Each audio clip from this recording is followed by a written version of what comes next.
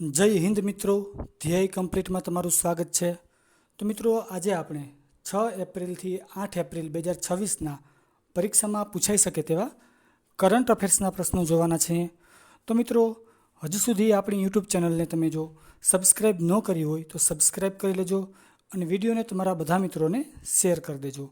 તો ચાલો હવે પ્રશ્નોની શરૂઆત કરીએ છીએ. પ્રશ્ન પહેલો છે, ભારતીય સેનામાં કઈ ત્રીજી પરમાણુ સંચાલિત સબમરીનનો સમાવેશ કરવામાં આવ્યો છે? તો એ સબમરીનનું નામ છે INS અરિદમન. પ્રશ્ન બીજો જોઈએ, ગ્રામીણ સ્વાસ્થ્ય જાગૃતિ અભિયાન માઝેગાંવ આરોગ્ય સંપન્ન ગાંવ કઈ રાજ્ય સરકાર દ્વારા શરૂ કરવામાં આવ્યું છે? તો આ અભિયાન જે શરૂ કરેલું છે એ રાજ્યનું નામ છે મહારાષ્ટ્ર.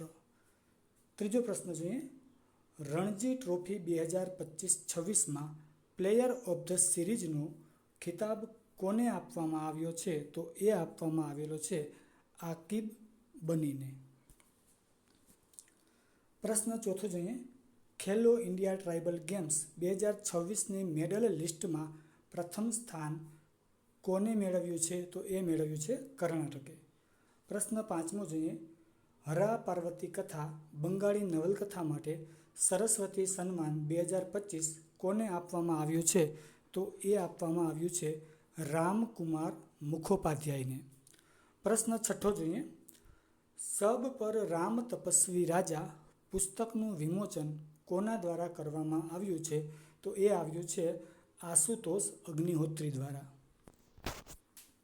પ્રશ્ન સાતમો જોઈએ, ઇસરોએ ગગનયાન મિશન માટે લદ્દાખમાં કયું નવું પરીક્ષણ લોન્ચ કર્યું છે? તો એ પરીક્ષણનું નામ છે મિશન મિત્ર. પ્રશ્ન આઠમો જોઈએ, ગુજરાતમાં વર્ષ 2026ની પ્રતિષ્ઠિત સૌંદર્ય સ્પર્ધા મિસ ગુજરાતના વિજેતા તરીકે કોની પસંદગી કરવામાં આવી છે? તો એ છે મૈત્રી ચાવડા. પ્રશ્ન નવમો જોઈએ, કઈ રાજ્ય સરકારે તાજેતરમાં તેના તમામ જિલ્લામાં એનિમલ વેલફેર કમિટી રચવાનો નિર્ણય કર્યો છે? તો એ રાજ્ય સરકાર છે દિલ્હી. પ્રશ્ન દસમો જોઈએ, નાસાના ચંદ્ર મિશન એનું નામ હતું આર્ટેમિસ 2 નો હિસ્સો બનનાર મહિલા અવકાશયાત્રી કોણ છે? તો એ છે ક્રિસ્ટીના કોચ. પ્રશ્ન 11મો જોઈએ, વિશ્વ આર્ચરી પેરા સિરીઝમાં વિશ્વની નંબર 1 તીરંદાજને હરાવીને કોણે ગોલ્ડ મેડલ મેળવ્યો છે? તો એ ગોલ્ડ મેડલ મેળવનાર વ્યક્તિ છે પાયલ નાગ. પ્રશ્ન 12મો જોઈએ, નમો ડ્રોન દીદી યોજના હેઠળ કયા રાજ્યમાં સૌથી વધુ મહિલાઓને ડ્રોન પાયલટ તરીકે તાલીમ આપવામાં આવી છે? તો એ રાજ્ય છે કર્ણાટક.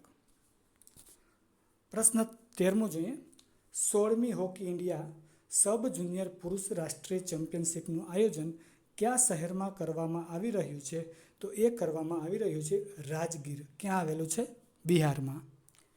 પ્રશ્ન 14મો જોઈએ, કઈ જગ્યાએ માટી 9 નામનો પૂર્વાચલ મહોત્સવ આયોજિત કરવામાં આવ્યો છે? તો એ કરવામાં આવ્યો છે નવી દિલ્હીમાં. પ્રશ્ન 11મો જોઈએ, આયકર વિભાગે એટલે કે ઇન્કમ ટેક્સ છે બરાબર, આયકર વિભાગે કર પ્રક્રિયાઓને સરળ બનાવવા માટે કઈ નવી વેબસાઇટ શરૂ કરી છે? તો એ વેબસાઇટનું નામ છે કર સાથી. પ્રશ્ન 16મો જોઈએ, તાજેતરમાં લોકસભા દ્વારા આંધ્રપ્રદેશની એકમાત્ર રાજધાની તરીકે કોને જાહેર કરવામાં આવી છે? તો એ શહેર છે અથવા તો જે રાજધાની છે એ કઈ બનાવવામાં આવી છે? તો એ છે અમરાવતીને.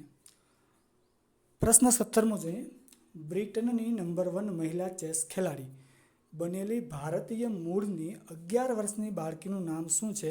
તો એનું નામ છે બોધના શિવાનંદન.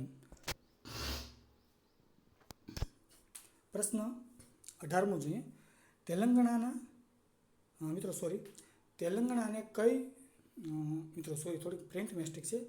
તેલંગાણાએ કઈ મરચાની જાતને તાજેતરમાં GI ટેગ મળ્યો છે? તો એ છે ચપાતા મરચા. શું છે? તેલંગાણાની કઈ મરચાની જાતને, એવું મિત્રો અહીંયા ટાઈપ કરવાનું હતું પણ આપણે તેલંગાણાને એવું થઈ ગયું. શું છે? પાછો એકવાર વાંચી જશું. તેલંગાણાની કઈ મરચાની જાતને તાજેતરમાં GI ટેગ મળ્યો છે? તો એ મરચાની જાત છે ચપાતા મરચા. પ્રશ્ન 19મો જોઈએ. રિયા સોલંકીએ નેશનલ પેરા એથ્લેટિક ચેમ્પિયનશિપમાં કઈ રમત માટે ગોલ્ડ મેડલ જીત્યો છે? તો એ રમત છે ગોળાફેંક. પ્રશ્ન 20મો જોઈએ.